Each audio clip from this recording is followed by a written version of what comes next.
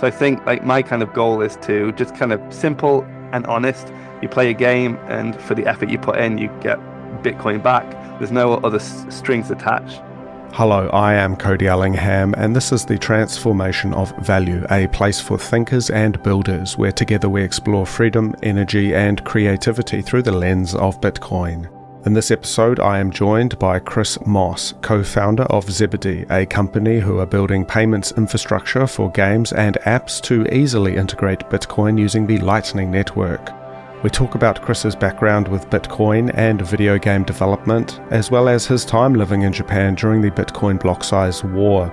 We also talk about the opportunities for integrating Bitcoin into other services such as Podcasting 2.0, where you can stream sats to shows that you are listening to. Now, this show is supported by you. My vision is to make the transformation of value into something that we can take with us into the future. If you want to help me grow this show, please consider making a donation either through my website or by tipping directly to the show's Bitcoin wallet. If you have any questions or feedback, I would love to hear from you. Part of what makes this show special is when people reach out. You can always email me at hello@thetransformationofvalue.com and I will get back to you. Otherwise, on to the show. So, are we recording now? We are live, but it's okay now. Don't worry. Yeah. You do one of those things that podcasts do, like, well, I'll sneakily start recording to keep it natural, and I've ruined that. Yeah, no, ruined. It's okay, man. Yeah, I just it's we can slip it in. Yeah. No, it was great to meet you in Tokyo. It was a bit of a strange one because we couldn't get like our calendars to align, and it turns out we were both at the same dinner anyway. Yeah, that was fate, man. We were destined to meet, and it was actually a really good dinner, I think. Was that your first time with those guys? No, I know most of them, but okay. There was obviously a few visitors over for the conference. But yeah, we ate so much meat. It was boiled. It was shabu shabu, wasn't it? Oh, shabu shabu, yeah, it was good. But it was really good to chat, and I did want to catch up with you about what you're working on, and I guess a bit about your story as well, because I know we had a really good chat just over dinner about what you're working on, but really before that, how you came to be working in Bitcoin. So I thought maybe we could start with that, if it's okay, please, Chris. Yeah.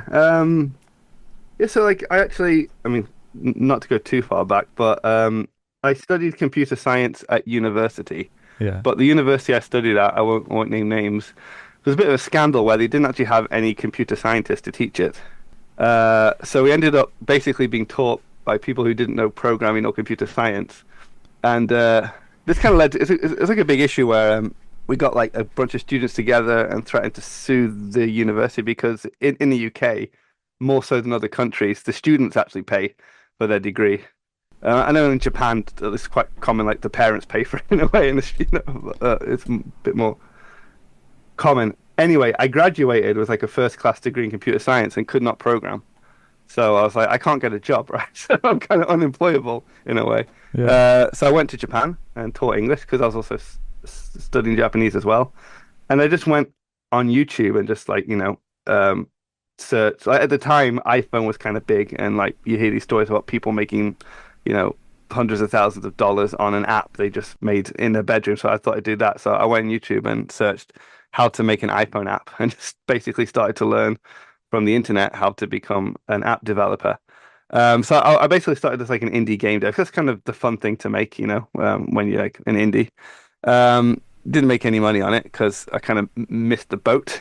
Like at that time the App Store was saturated. So if you make a game, that doesn't matter. You have to have like a marketing budget to promote it or get lucky.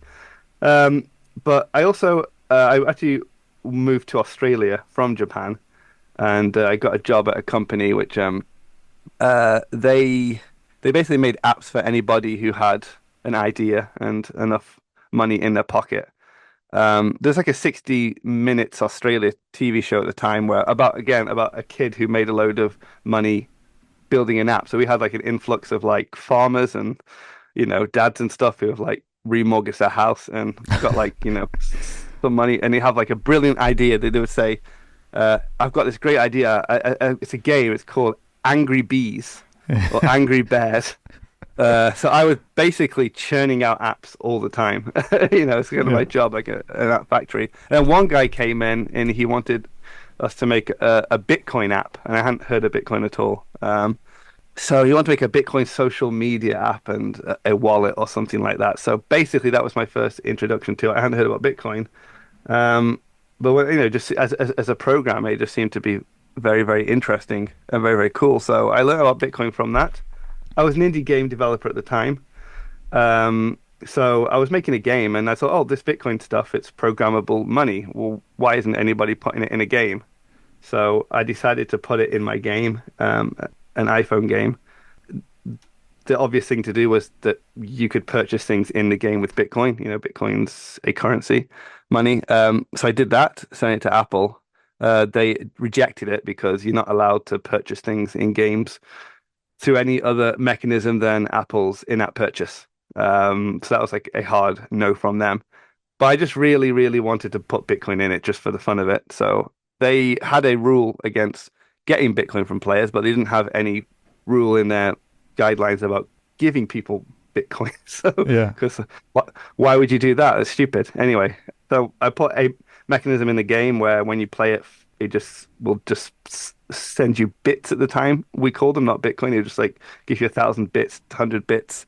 And I put a QR code on Reddit, which is like a donation address. So, and I said like, hey, I've made this game. It's on the App Store. It's like a really cool way to onboard people into Bitcoin. Any money sent to this QR code will just go to the game and sent to players. And then it kind of really just kicked off. A lot of people would just say, this is so cool. It's an easy way I can get my kids, I can get my friends in it. So people were sending loads of Bitcoin to that address. It was giving it out to players. Even a hacker who hacked an exchange called Bitstamp sent some of the hacked funds to the address. And Oh, so, like interesting. Robin Hood kind of style, Yeah. Yeah. laundered money. But for legal purposes, I did reach out to the exchange and offered to give them the money back, but they were cool with it. It wasn't that much. Yeah. Yeah. But that's basically how I just became like a Bitcoin game developer, I suppose. Yeah. Pulling on that thread then a little bit. So it seems like it's quite an interesting story. And I imagine this was before Lightning was really. Oh, absolutely. This was like 2013, 14. Yeah. So you were just doing, this was on chain. You had this donation address that was receiving funds very kindly donated by different kinds of people, by the sounds of it. And then you were able to give those out to people who were playing your game, right? Yeah, I was spamming the blockchain. Yeah. See, Luke, who was at that dinner we had, I think there's a Reddit post about him complaining or mentioning. I think at one point my game was taking up like 1% of a block or something like that, which is, for one game. But yeah, I mean, it was very inefficient way of doing it, but I didn't know any better, and there wasn't. So at the beginning, I would just send, 1 cent, 10 cents straight away as a single transaction. Eventually, I learned about batching, so I used to batch the transactions. And then we actually got into the issue where, as the fees became higher, my games kind of economically didn't make sense. So I actually eventually, because it was becoming like the height of fees like $10, right, to send a transaction. So I used to batch them at the end of the month, right? So you basically play, and you'd have a balance, and then once a month I send it all out. So yeah, I was really early into Lightning because obviously I saw this as a solution. Yeah, so. Yeah. Yeah, no, I mean, I think that's really awesome. You were exploring that, and it sounds like you've got quite a creative side to you as well. You've been, trying to build these games and create things. So tell me more about that, like that creativity story and kind of the game side of it. I remember when I was studying computer science, one of the non-computer science teachers said they had a good point. They said computer programming is a dark art. It doesn't seem like it's creative because it's engineering, but I actually think, especially with game development, if you are a creative person, probably one of the most creative things you can do is to program games, just because you can do everything from like the story to the music, even the laws of physics you can create, right? I mean, and it's basically you're able to make stuff. The barrier of entry is so low. All you need is a laptop. Yeah, so I suppose it's kind of a bit of a trope, I suppose, but a lot of computer programmers who maybe aren't the best engineers, let's say. Like it takes a certain type of person to be an engineer for like, an airplane or something like that, something that really needs to be rock solid.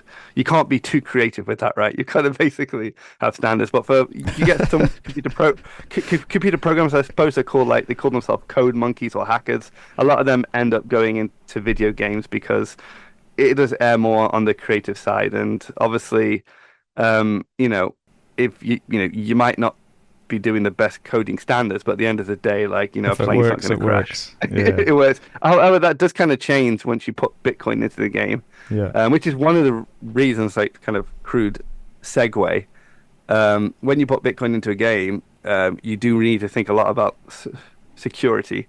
So you can't be the creative, like, indie game dev. And this is actually what a lot of game devs who had Bitcoin, they couldn't do it. Basically, they put Bitcoin into the game, and the Bitcoin would get completely hacked, which is one of the reasons that at the company now we basically try and handle all the complicated Bitcoin stuff so the game dev can be creative. They don't need to think about Bitcoin security and that kind of thing. Yeah.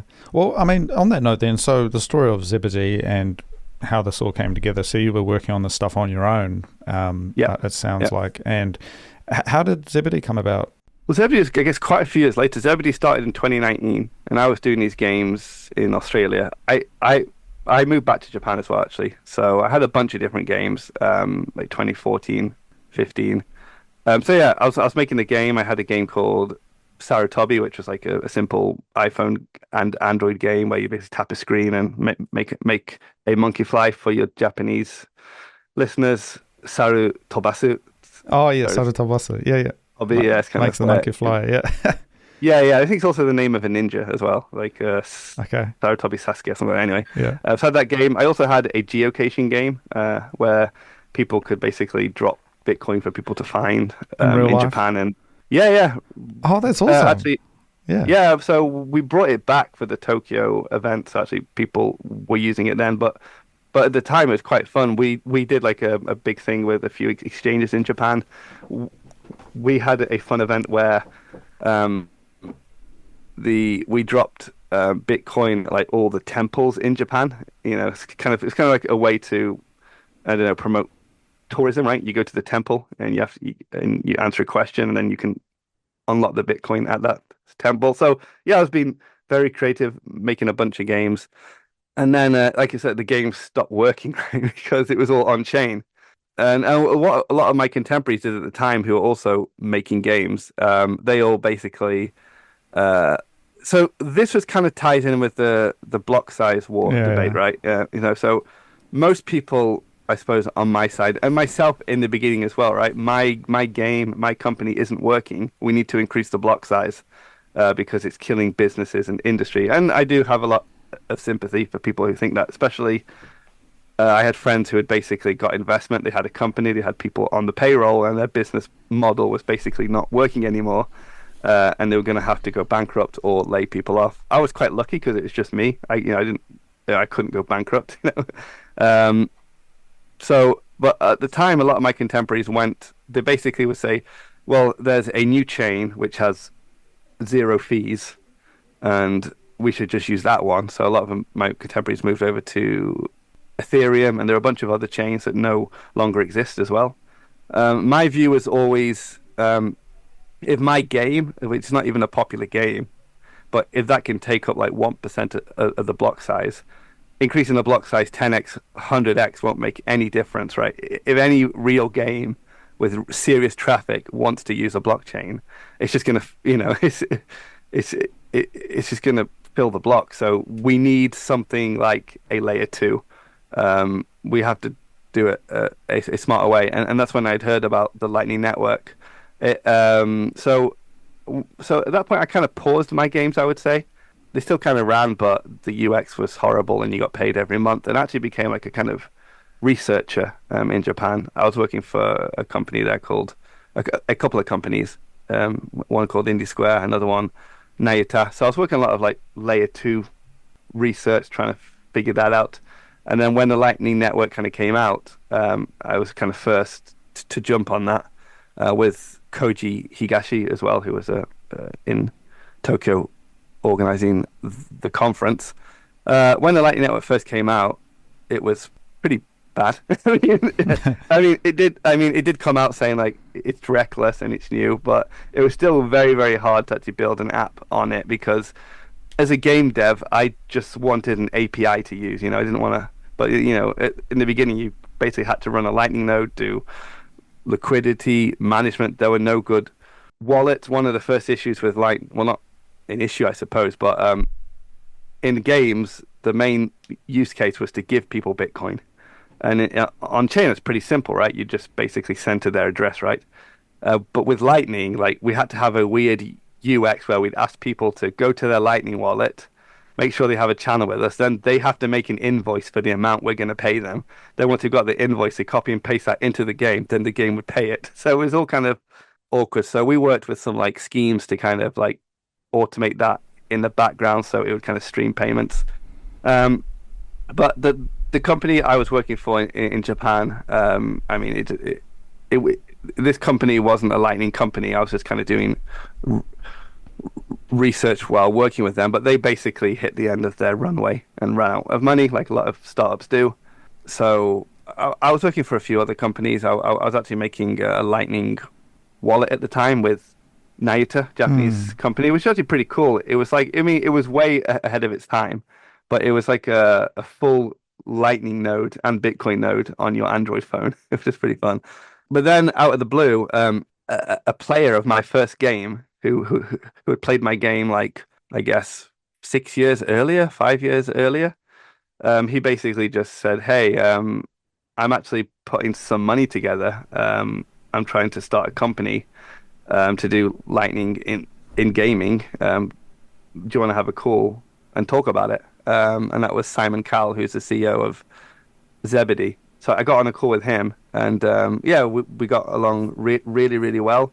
I heard about his background, so he had a background in Bitcoin and also in finance, things like this. So it was basically, sold to me as like, I'll handle all the boring business side of the company, and you can just kind of, make games on Lightning again. Yeah.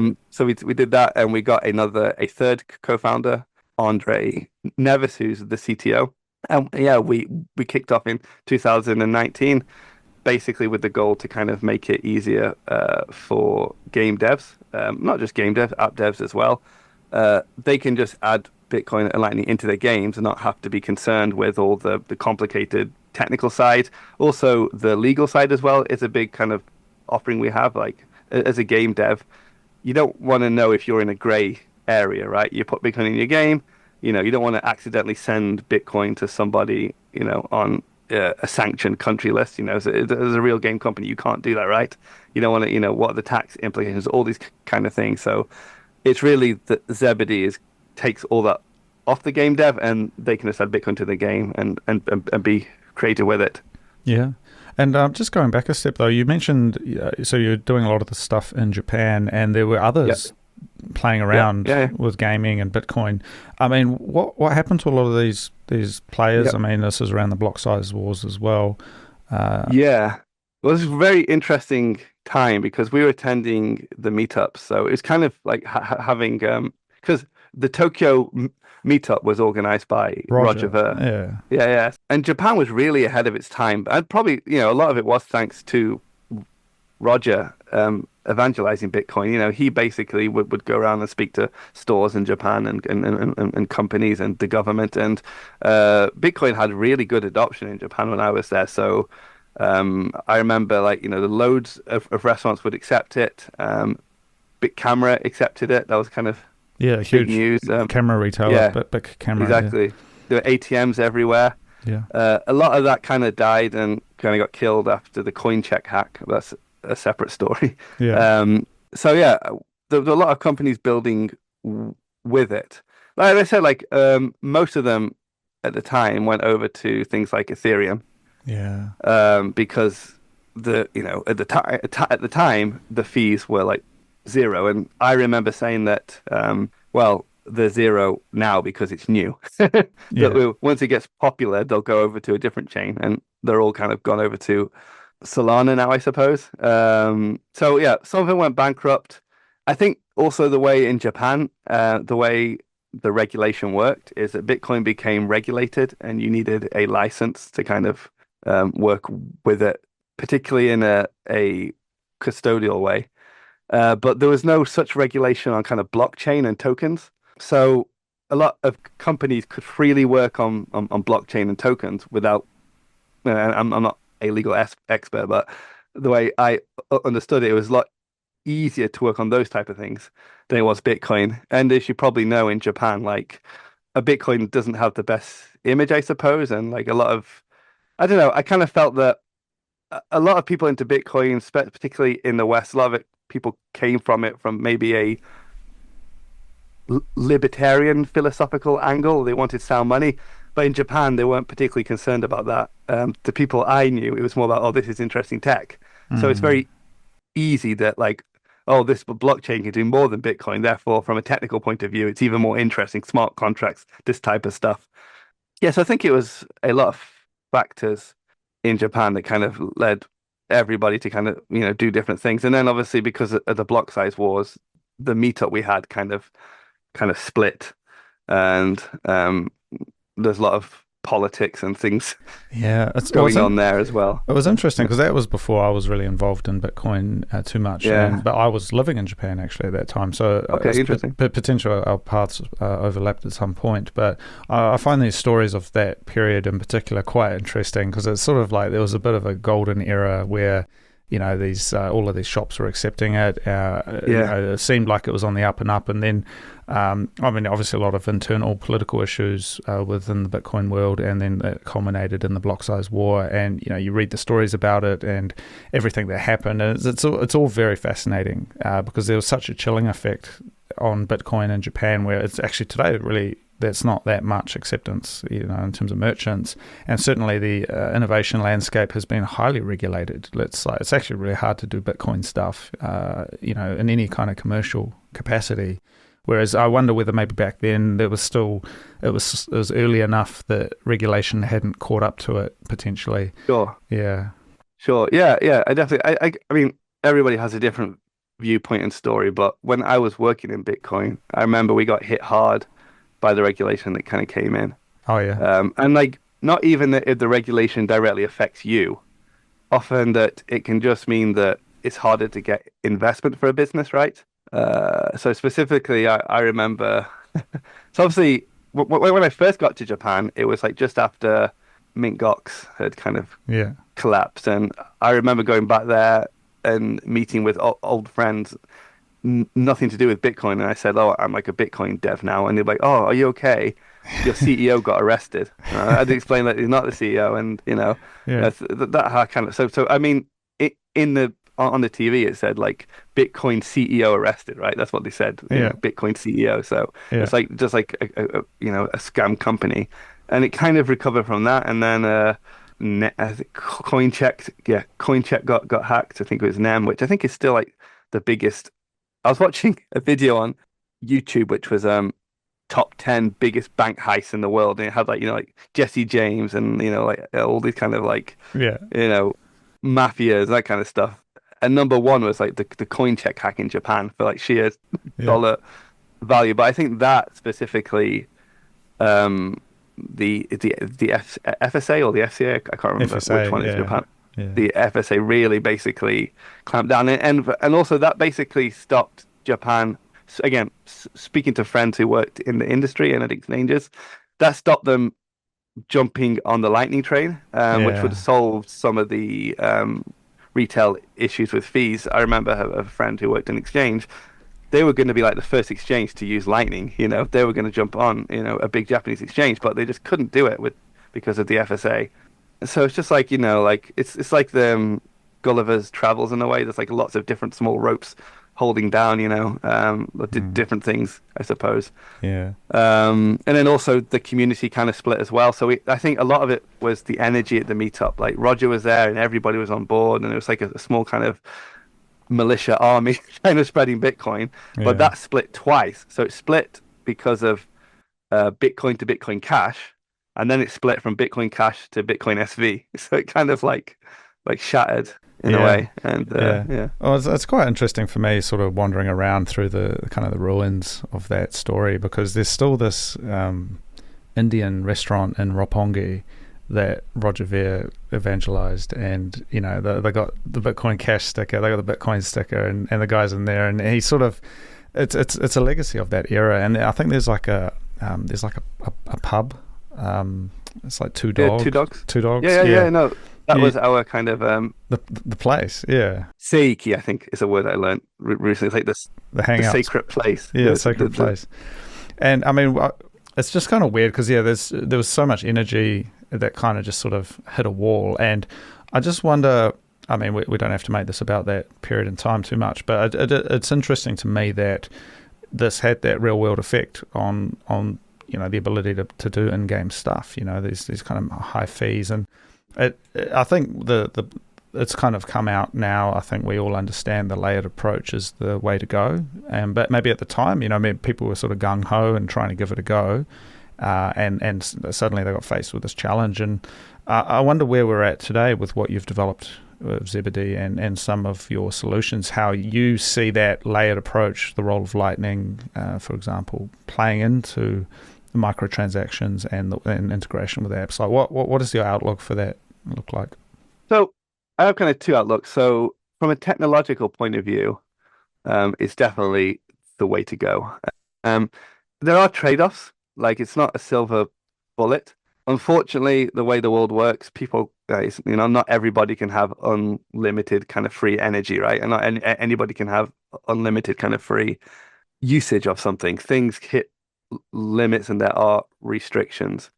Um, Obviously, if I could flick a switch and layer one could scale, that would be a very good use case because the way that on-chain kind of works is that you don't have to do any of the compute in a way. Your wallet is really dumb, and the compute is kind of done by people's nodes. That's kind of how services kind of scale, right? You have a dumb client and it connects to the cloud, right?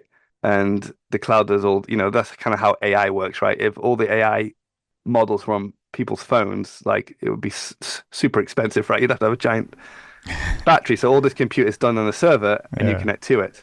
And I think that's kind of what people are thinking with layer one. We'll just kind of follow that model on chain. We'll just kind of scale layer one. We'll have bigger nodes, bigger cloud servers, and that would be the best probably UI UX. But you can't do that with Bitcoin because obviously it's kind of obvious. We can't just have Bitcoin on like two big data centers, yeah, one run by Microsoft, one run by Google, right? yeah, It's an argument if we should even have AI doing that as well. But that is the easiest way to scale. But I think with Bitcoin, you have to kind of take a step back and, in a way, hurt the initial UI UX and just be a little bit smarter about it because we do need to keep it decentralized.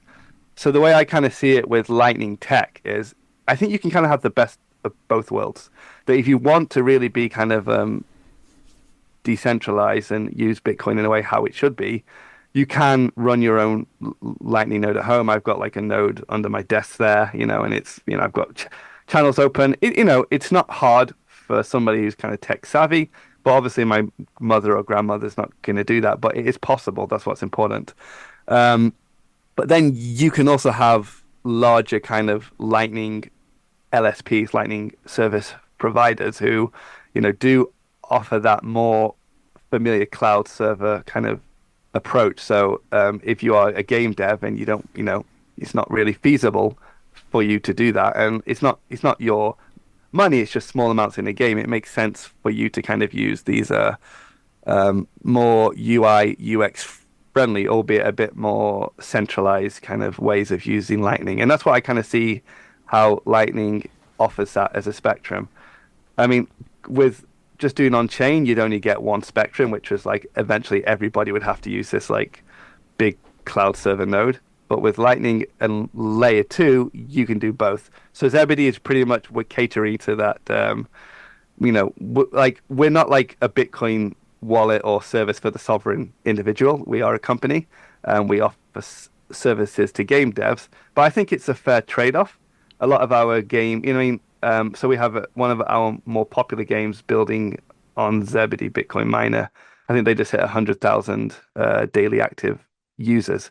So I was having a play on that last night. yeah, it's a toilet game. It's a simple game, but it onboards people very well, I think. Yeah, it was actually really. I actually had to like turn it off. I was like, I got to stop doing this because I think I earned about 10 sats from mining, and it was funny because I mean, yeah, it's just like this kind of game you play on the train or something. But exactly. I found an it idle really, game is the genre. Yeah. What do you call it? Yeah, it's called an idle game. An idle game. The genre. Okay, Yeah, sorry, I didn't know that. Yeah, I mean, it's not my type of game, but those type of games they are popular. Yeah, And it's just, I mean, I think it's probably, more than any other app, it's probably onboarded most people into Bitcoin, right? Yeah. And then they can get, if you're sending 10 sats to somebody, like you don't really need the most decentralized, non-custodial kind of thing. But you get somewhere onboarded, and then I hope once they get orange pilled, then it's always possible for them to buy, I don't know, like an Umbrella or something or a home node, yeah, and learn about it a little bit more. Do you think though? And because I know as well, your Zebedee products are also used in the back end of other services that we might be familiar with. So you have this powerful API and SDK package that. We're not just games. Yeah, we also do apps like podcasting 2.0. So we work closely with Fountain, things like this. Yeah, that's right. And I think again that's also quite a powerful tool to enable developers or people working on new business ideas to just come and have this thing they can plug and play to be able to use the Bitcoin Lightning Network in a very easy way. So I think that's quite awesome. But I guess my question is around the way you work through the regulatory barriers, because we know that the smartphones, in particular the Apple ecosystem, is quite gated. And so you're very much limited with what you can do. And is that, like, tell me about that challenge, like coming up against Apple. Yeah. We've had a lot of employees at Zebedee, like most people in the way, have an iPhone. And after working at Zebedee for like a few months, they've all gone Android just because they didn't realize how bad Apple was. So, I mean, and this is probably some of the speciality I brought to Zebedee. I had been, obviously, from day one, I had an issue with Apple. So basically, it's kind of hard to say what is true and what isn't. So, like, what is true is that you can't, it's kind of changing now, but let's just put that to one side. You can't pay for anything inside an app like that's digital with anything other than the in-app purchase. People will say that's because Apple want their 30%. They take a 30% fee, which is a ludicrous fee if you think about it. Like, what credit card takes 30%, right? But Apple takes 30%. I think part of it is also that Apple want to be able to refund a player. Say that you download a game and you buy something, it doesn't work. You just want to say to like Apple, I pay a premium for iOS stuff, so I want good customer service, and Apple will like refund your transaction. Obviously, if they do Bitcoin, they can't do that, right? They can't give that consumer protection. So I think part of it is Apple obviously just wanting the 30%. Part of it is Apple just want to give this very gated, clean UI, UX that they have control over. The frustration with Apple is that we have games that we know, because I've been doing this for years, that Apple do allow you to send the player Bitcoin. There are certain restrictions, like, if it's gambling or not, that's a whole different thing. But just giving them, let's say, a Bitcoin tip or a reward is kind of okay. But the app review team, when you submit an app to Apple, you get a reviewer, which is a person in Cupertino, California, will try out the app. And they always misunderstand, or they always don't understand their own regulations, and they always reject it. So you've got to spend like sometimes months going back and forth until they eventually approve it. So every time you make an update to your app, like you've got a bug or something, you could be stuck in this 2-3 month kind of like nowhere land where your app's not rejected, but it's just kind of being held up. Things they tend to say are stuff like, oh, you are mining Bitcoin with the device. We're not doing that.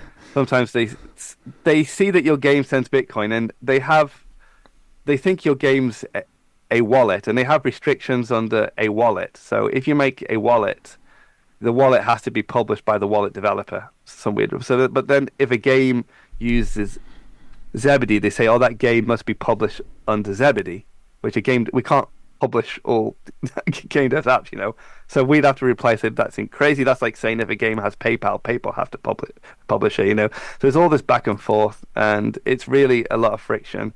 Um, it hopefully is changing because there's not just Bitcoin companies. So Epic Games, who make Fortnite, have had a long issue with Apple, and there've been various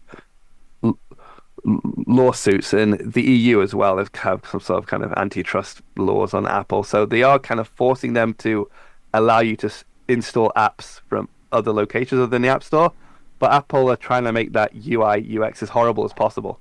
So there's a lot of friction there, and it's kind of sad because a lot of people ask me how come we haven't had like a viral Bitcoin app yet. You have like viral apps all the time. Like back in the day, it would have been like Flappy Bird or Angry Birds or Among Us, and a lot of it is the gatekeepers. For a game to go viral, it really can only go viral on two platforms. One is Apple App Store, the other is Steam, and both are very hostile to. So Steam banned kind of all blockchain games, so Steam's out of the question. And Apple, they really don't like it, and I don't think again, a bit of a conspiracy theory, but it wouldn't surprise me if a lot of people kind of stop games going viral on the App Store or make it hard, let's say. Having said that, Bitcoin Miner is getting up there, slowly but surely. It's kind of, I think it's in the top 10 charts for some games, and I think it's doing well on Google and Android as well. So yeah, at Zebedee, we kind of really recommend devs to focus on Android first and then try Apple, but there's a lot of energy and time wasted trying to get your app approved on Apple. It's possible, but just focus on Android if you can. Yeah, that's interesting. And so with Steam, it's not possible to include any kind of Zebedee integration? That may have changed now. I haven't, but when definitely there were a few years ago, they basically just didn't allow any kind of blockchain games. Like they had it on, and Steam actually accepted Bitcoin for payments. You could buy stuff. So it's got to quite an interesting conversation on how the gaming industry sees Bitcoin and blockchain. Okay, yeah. So initially, it made perfect sense, and they were very keen on it because it makes sense, right? You've got programmable money in games. But I kind of blame the whole ICO kind of phase and altcoins. There were so many scams. It basically, the game industry got burnt by it. So Steam basically took it off. Gamers themselves.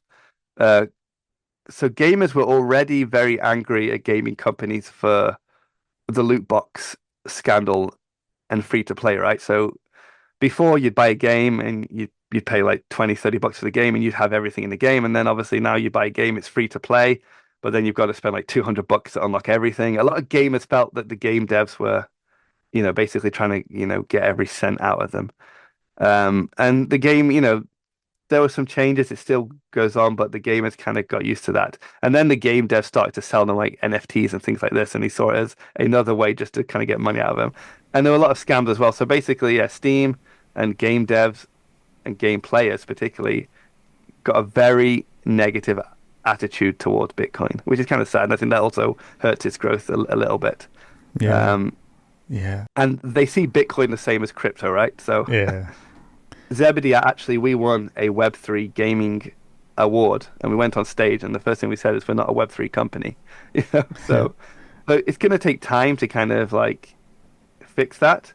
But I think games like Bitcoin Miner, things like this help because you download the game and you get money. You haven't bought anything, right? You haven't like bought an NFT and it's gone down, or you haven't had to like invest in a DAO or a guild. So I think like my kind of goal is to just kind of simple and honest. You play a game, and for the effort you put in, you get Bitcoin back. There's no other strings attached, I hope eventually we'll heal that. And also, as of this morning, it looks like Trump has won the election and he's pro Bitcoin. So I wonder from an industry point of view, if that's gonna, he's gonna, if America, for example, like if Trump does what he said he was going to do, which is debatable, and has a strategic Bitcoin reserve, will that legitimize Bitcoin even more? So yeah. I'm just curious because you mentioned the Steam stuff. So, I mean, I haven't really been in this space for a long time, but certainly, Yeah. Steam and desktop gaming was where it was at back in my day. Uh, and you mentioned it's been a couple of years since you looked at it. So, really, your guys' focus is on the mobile platforms at the moment, or? Yeah, I mean, when we first started, we have done some desktop stuff.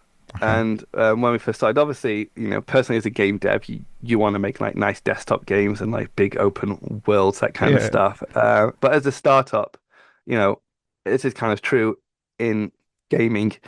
It's just a lot quicker to monetize mobile. Yeah. So we are talking to PC devs as well, but we'll talk to a PC dev like, hey, yeah, we've got this game, we're going to make it, we want to add Bitcoin, we're going to have like an economy.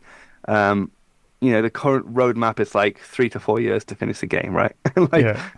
so it's like, okay, let us know how you get on, and the game's delayed.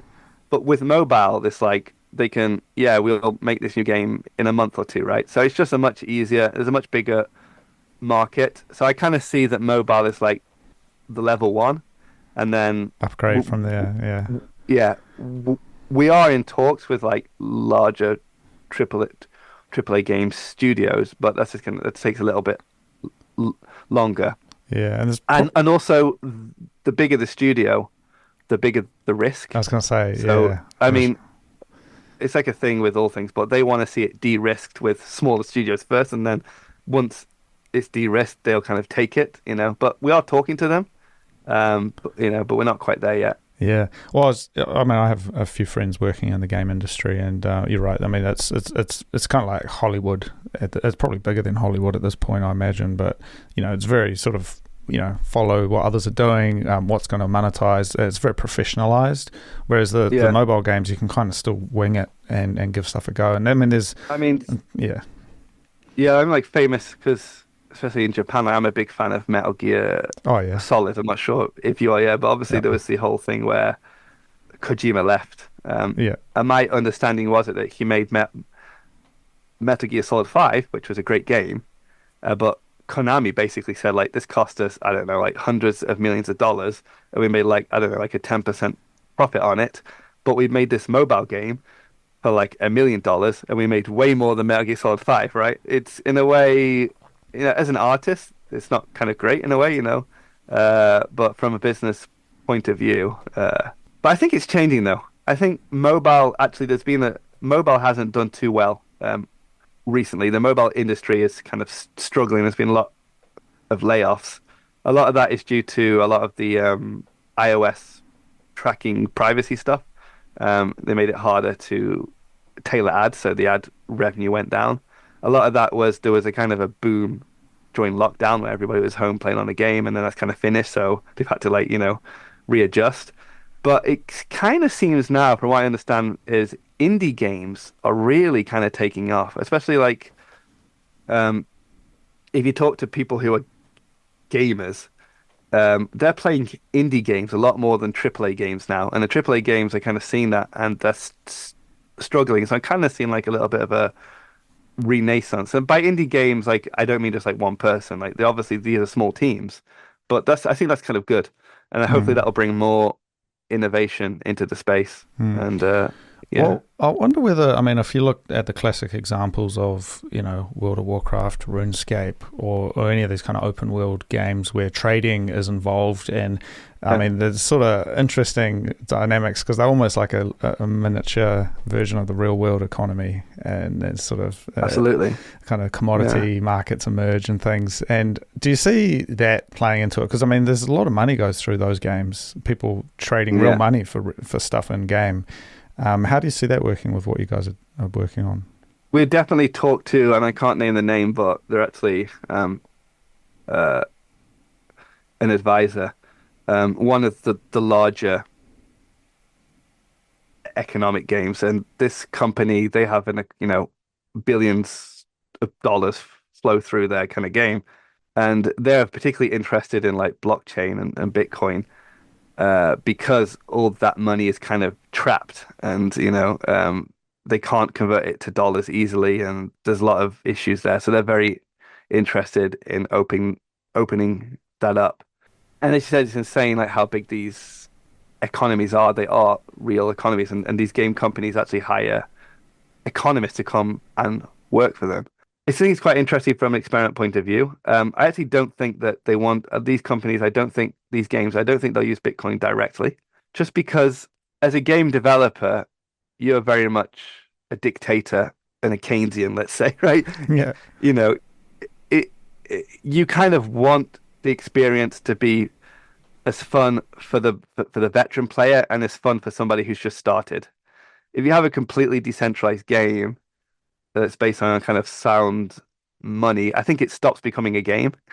Yeah. And It's a kind of, game is kind of a yeah. bit more of a safe curated play. Maybe there will be a market for these like Wild West games where there's no rules, but but I think for games as we know it, they want to control the user experience and they want to adjust and kind of change knobs, Yeah. when there's too much inflation or somewhat deflation.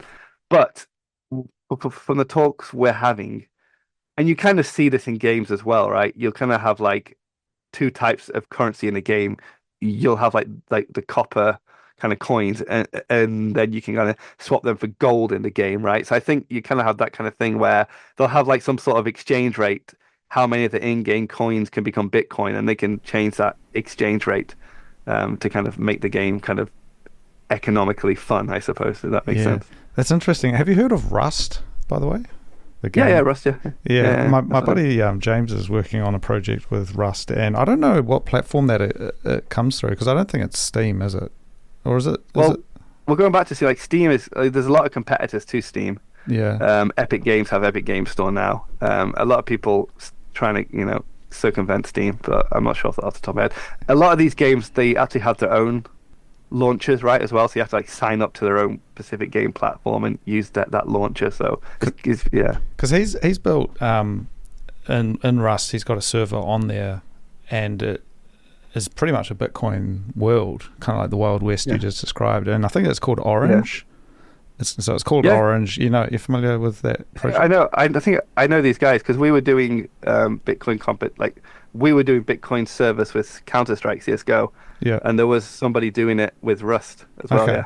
Yeah, Yeah. yeah. All right. But it was interesting, and that, I mean, they don't seem to have any issues with I'm not quite sure how it works in terms of the launcher and the kind of framework for it.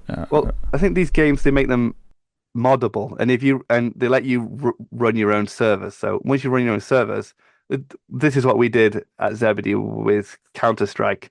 We had Bitcoin Counter-Strike servers, which were really fun and full all the time. We just kind of stopped it because we had to focus on our we had too many things going on at the same time, right? So we're not a game studio. We're kind of making tools, but once you run your own server, you can see like all the events and logs, like who shot who did what. So it's quite easy to kind of add Bitcoin on top of that. Yeah, that's interesting. Yeah, I mean, I find the space really interesting. I mean, as I said, I'm a bit of an old man now, but back in my day, I mean, Counter-Strike, Unreal Tournament, these kinds of things. I mean, that I was a Quake guy. Yeah, the Quake 3, man. I mean, get zapped for a headshot. I mean, that's kind of cool.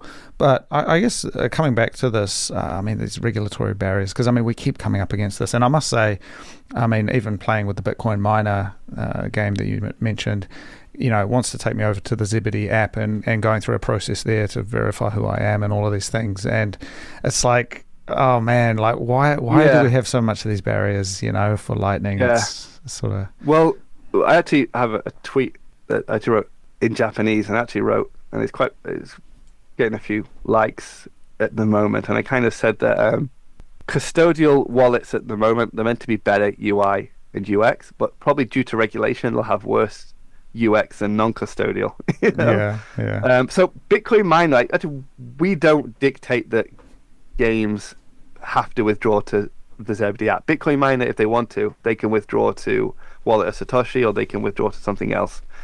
The thing is, game devs, they generally tend to make the player withdraw to Zebedee, and that's mainly due to fraud, right? If you have a game like Bitcoin Miner that's giving you Bitcoin, the people are going to make like fake kind of devices and run scripts that are going to basically play that game all the time and try and hack all the Bitcoin. So with the Zebedee wallet, we actually do some kind of like stuff in our app to basically try to detect, is your device a real device? Is it an emulator? Is it kind of stuff? And then we also can monitor for like bot farms playing. So that's why Bitcoin miner is mainly choosing to kind of, it only lets you I withdraw see. to Zebedee Yeah. because it's because they don't want to have to worry about fraud. We tell devs you can, so Fountain, for example, you can withdraw to your own node, but they have to deal with some of that stuff themselves. Okay. But yeah, I mean, but regulation is something that kind of, I suppose, keeps me up at night, right? I'm concerned, particularly about the EU. The EU, I think, it's just going to hurt the UI, UX for everybody. And, as a company and game companies, where the companies, right, they have to comply, right? You know, I'm sure there's always going to be a place on the internet where people play Bitcoin games with like their own nodes and it's not regulated and it's kind of how it should be.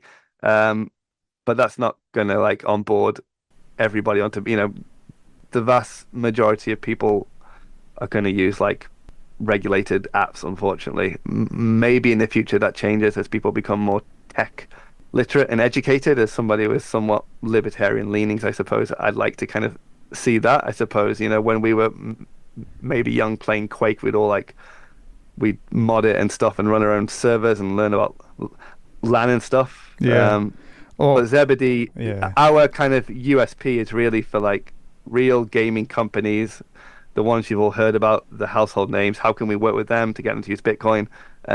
We need to comply with all the regulations. Yeah. No, I mean, I fully understand. I mean, it's a business decision and it's sort of this ongoing thing because it's not only you guys. I mean, even just exchanges and other, anyone who interfaces with the public and if any kind of fiat connection, whether it's just even having a business or any of that, all of that stuff, it bumps up against the state.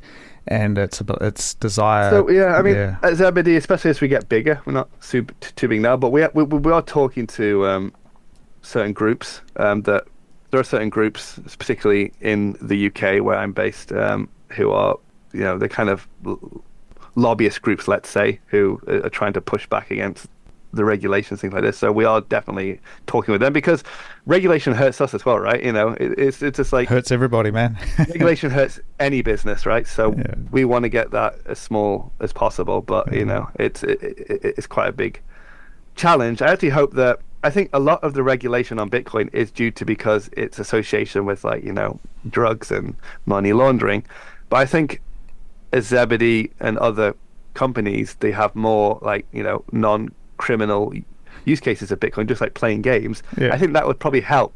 So then at some point a politician could see, oh, well, actually most of Bitcoin traffic is actually with podcasting 2.0 with apps. Like, why are we requiring everybody do KYC to get like $1? No, we should scrap that.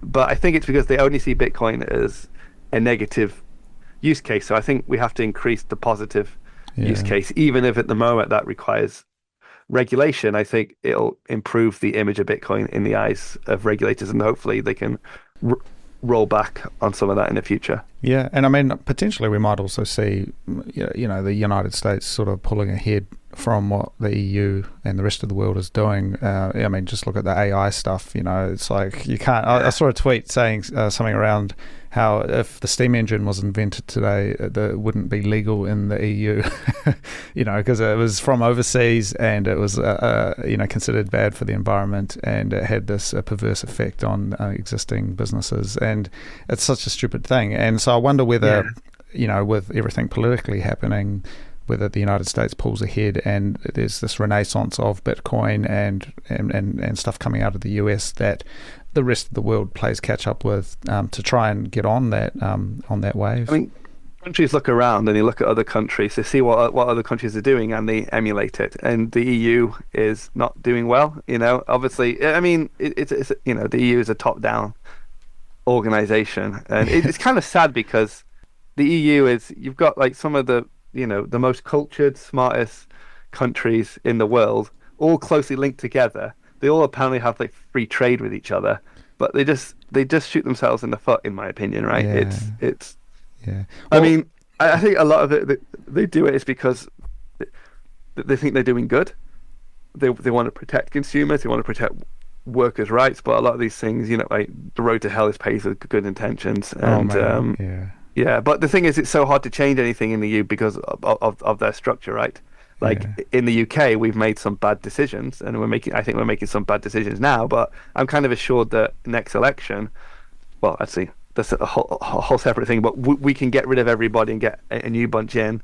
Um, Obviously, I think there's a lot of kind of like quangos and stuff which, regardless of the government, just can't be changed. But that's a whole different thing. But with the EU, it's even harder to change anything. Like if you're a member of the EU Parliament, like you can basically vote for or against things that have already been decided from the top. You can't really introduce new bills, as far as I understand it. So I think the Mm. EU's got a bit of a challenge going forward. Yeah, and I mean also thinking about some of the incredible game studios out of places like Poland, the Czech Republic as well. A lot of Yeah, these well, countries, France, like and France, yeah, Ubisoft is France. Yeah, yeah, yeah, yeah. So Ubisoft. I mean, so there's a yeah. lot of talent there and a lot of creative talent, and it would be awesome to see what that it could look like if it was able to So I embrace. think that's going to get worse because I think the reason that it kind of maybe took off, I think once you regulate some certain industries, a lot of the brain power goes to industries which aren't as regulated. So kind of, I think like, you know, some of the gaming industries and especially tech wasn't as regulated. So a lot of the energy kind of went there. But the EU is bringing IT regulation in next year. So I think, Oh, really? in a way, it's like if you want to start, I mean, Zebedee, right? We're a US company, but the CEO and myself are from the UK. But when you make a company, you look around the world, like which countries should we establish ourselves in? Like people are gonna, should we do the EU or? I mean, it's easier and easier to travel to different countries. So I'm not sure if you want to make a company necessarily what the EU would bring to you. Um, why not?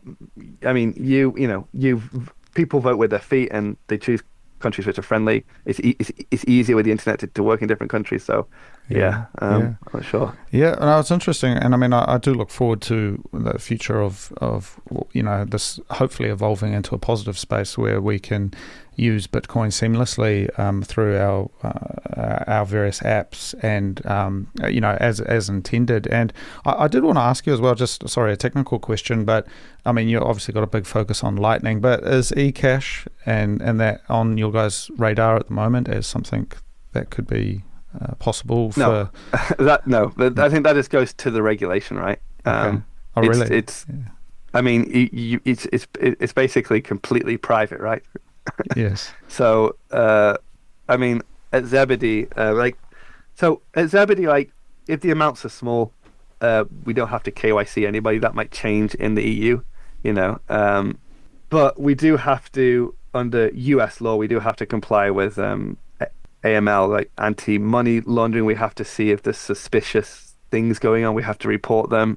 I don't think any US company or let's say any company in under the jurisdiction of America, which is pretty all countries, right? Except for Russia or something, which Let's not go there. I see. I don't think they could touch eCash. Oh, really? And actually, Yeah. this is actually quite interesting because I'm not sure if you know Lightspark. I've heard the name Lightspark. Yeah.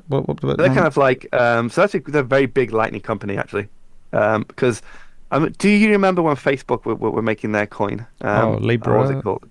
Libra, yes. So the Yeah. guy behind that, David Marcus, that didn't work, but he actually left and he's made Lightspark, which is a Lightning Bitcoin company Oh, payments. really? I believe they power Coinbase's Lightning. They're very, very big. But they just announced a product called Spark, which is what's known as a state chain, which is actually it's one of my favorite Bitcoin layer 2 tech. It's made by Ruben Thompson, who came up with it. And there's Mercury layer in the UK came up with it first. And it's a really scalable kind of private. It's basically the best way to describe it is it's like a digital open dime. You know, an open dime you can like hand out kind of basically private keys. Hmm. It's like that, but a digital version. You can completely off chain privately swap UTXOs. So in a way, it reminds me a little bit of eCash. It's kind of like private, virtually free transfers Hmm. of Bitcoin. But Lightspark have made a wallet there, and then it makes you think because it's private. How I suspect they'd had to take all the privacy out of it in order to use it as a US company. I think that's kind of what people have to do with eCash. But if you take all the privacy out of eCash, it's just a database. It's not eCash anymore. Yeah. So, I mean, eCash, I'm interested to see which market it takes off at, but I don't see it taking off in like first world country general business markets. But hey, maybe it's not for that, right?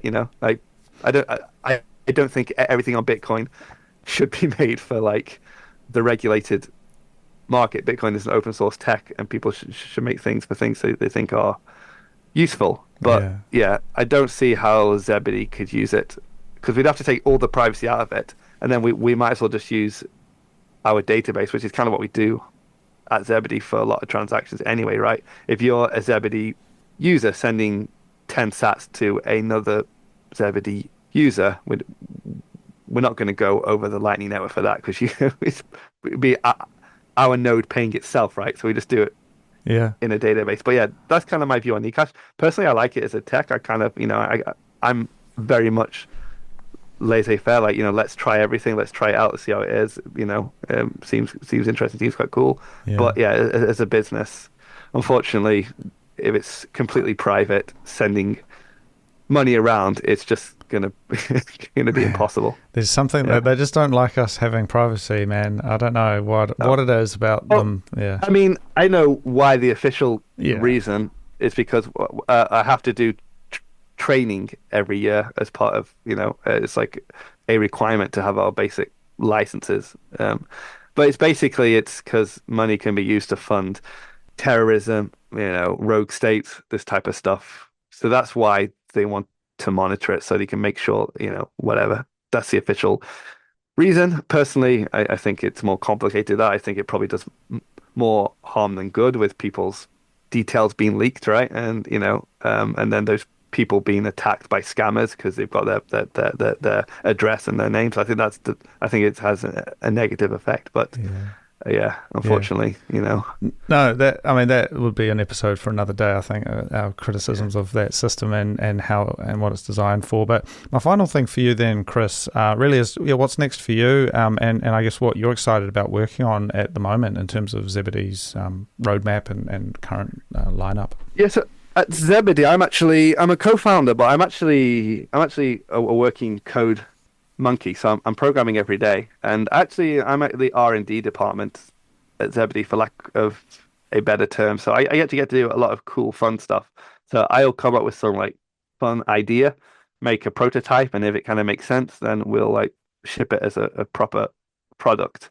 And what I'm working on now is what I'm quite excited about. So I've always wanted to put Bitcoin into games. I just have a fascination of doing it. So I'm actually what I'm doing at the moment is I'm actually coming up with kind of like a free gaming kit or pack for conferences and meetups and Bitcoin bars to use. So normally when I go to conferences, often I'll set up games at the conference for people to play. So I've made some Mario Kart style games at Zebedee where people get on a laptop and they just play other people at the conferences and they can kind of like earn Bitcoin by playing Mario Kart style game. But I've always had to be there to kind of make it work. So I'm going to make it so those games can be downloaded and funded by whatever institution wants to do it.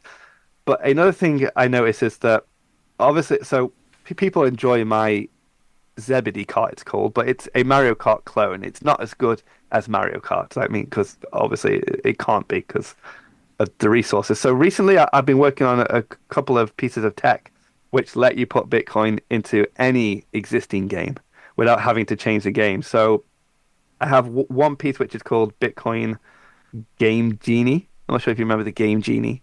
I'm not sure Oh, if you for had the that. Nintendo.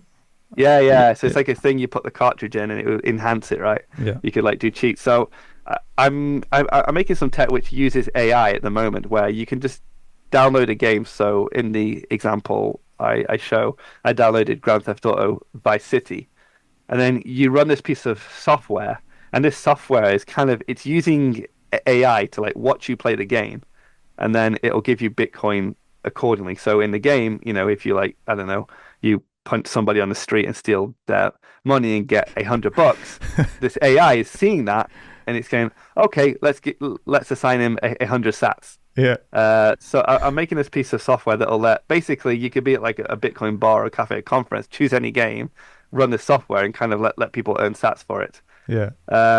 Yes, that's kind of what I'm working on at the moment. Yeah. Yeah. That sounds kind of cool. I think I've seen some of your Zebedee cart. I think I had it at Prague. And yes. Also, that was actually great. A big shout out to Nathan Day and Sam Day. yeah. So this is kind of great father and son Bitcoin kind of team where so Nathan Day actually does BTC Maps. Oh yeah, it's a great app. I met Nathan. Yeah. Yeah, at Prague. Yeah, yeah. Yeah, he's a cool guy. But his son is actually like I think he's like a Bitcoin gaming CEO. He kind of makes games by himself and also with his dad. They have like a Pac-Man game where you earn Bitcoin. But they very kindly, because I can't attend a lot of conferences because I'm a family man at the time.